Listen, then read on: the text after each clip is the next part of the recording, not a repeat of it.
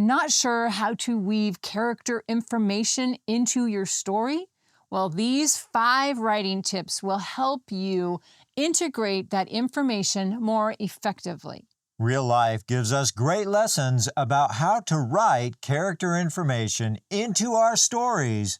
I met a lady the other day who, within minutes of meeting her, she started pouring out her entire life story with all of the gory details. It was a lot. And I was trying to figure out how to end the conversation and get away from the conversation because it was just overwhelming. Put overwhelming in the comments if you've ever had an experience like that. I was introduced to a guy recently who shared his passion for microgreening. It piqued my interest because I also grow microgreens. And in that conversation, I was left more curious and wanting to have more conversations rather than feeling overwhelmed and wanting to escape. If you dump too much information too quickly, you risk overwhelming the reader rather than allowing them to discover that information and develop the relationship with the character. See, it's just like real life. If we're connected with someone, we're talking with them, and they overwhelm us, we just want to pull away. But if we discover a little bit at a time, over time, then we develop a deeper, better friendship. And it's the same with your character. Allow your reader to discover who they are over the course of time. These 5 writing tips will help you weave your character's backstory and information into your story without overwhelming the reader. Number 1 is show the character's strengths and weaknesses through action. So if your character is fearless, don't state that they're fearless, show it through an act of being fearless. Now, for example, the character could run into a burning building to save a little kitten. This is known as a pet the dog moment, and it's a great way to display the character's attributes, maybe a positive attribute, a softer side of them, or it could even be used to show a negative side. We created an example character to show you how this works. So Alex is a young detective, and he is known for having a great intuition, but he struggles with authority. We have Alex at a crime scene where everyone is very puzzled, and he notices something that everyone else has overlooked, a unique footprint. And he follows that lead, and that causes him to crack the case wide open. A little bit later in the story, Alex is in a meeting with his supervisor, and despite the fact that he cracked this case, his supervisor is criticizing his methods for cracking the case, and they get in a big argument. And the net result of this argument is that he gets a temporary suspension because he can't work within the system, which highlights his struggle with authority. Number 2 is integrate backstory into dialogue. A casual mention of a past event can really weave that backstory in without feeling forced. Here is an example of our character Alex and weaving his backstory into dialogue. Now, the setting is that Alex is having a late night coffee break with his partner, Detective Sarah, at the precinct. You know, Alex, you always seem to have a knack for these cases. It's like you can see things others can't, Sarah said while sipping her coffee. I guess you could say I had a lot of practice growing up. My dad was a cop, and he used to bring home those old case files. I'd spend hours trying to solve them before he did, Alex said with a smirk. Really? That sounds intense for a kid.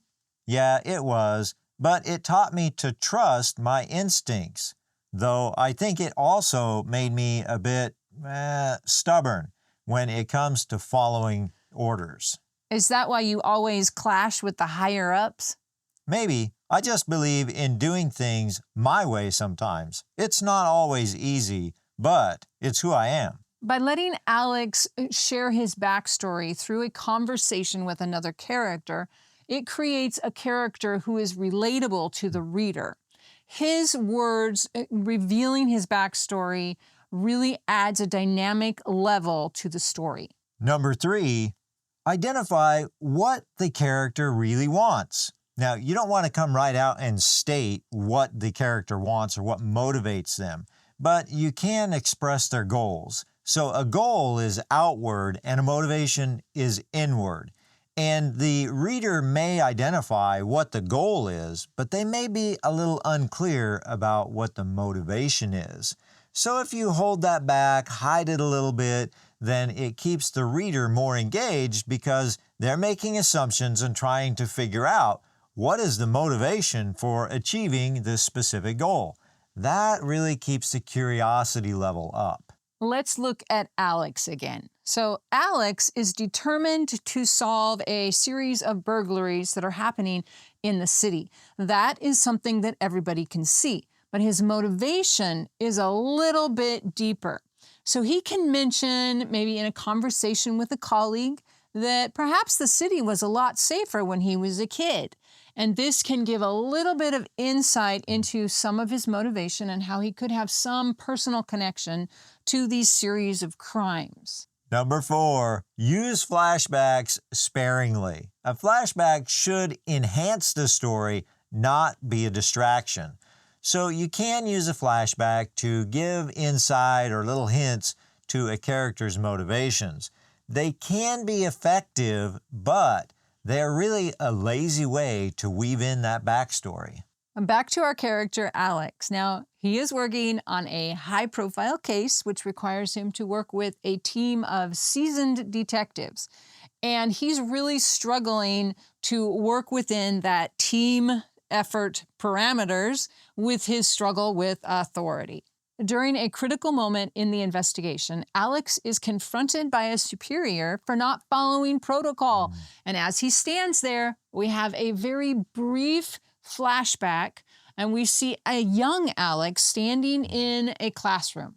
Alex is being reprimanded by a teacher for not following the rules, but his insightful observations help solve a problem that the teacher couldn't.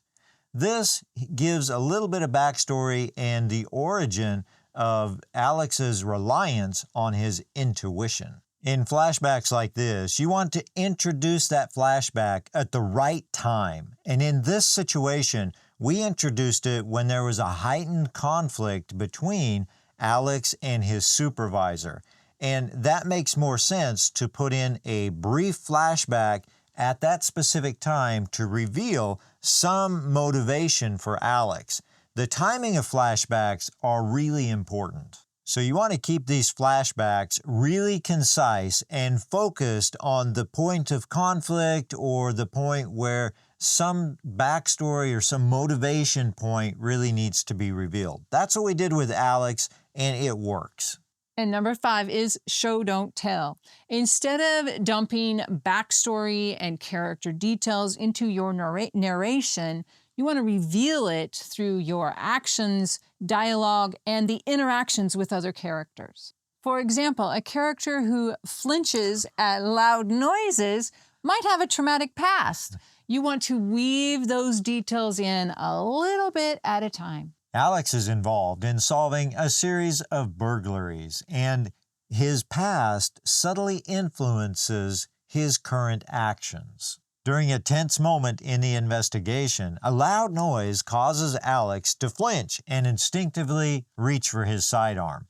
And this subtle little action causes the reader to think that maybe there's something more to Alex. Maybe he's got some background or some event in his background that is causing him to react as if there is a greater danger than there actually is. By weaving these details into the story naturally, you create a more richer and more engaging character, and it doesn't overwhelm the reader with exposition.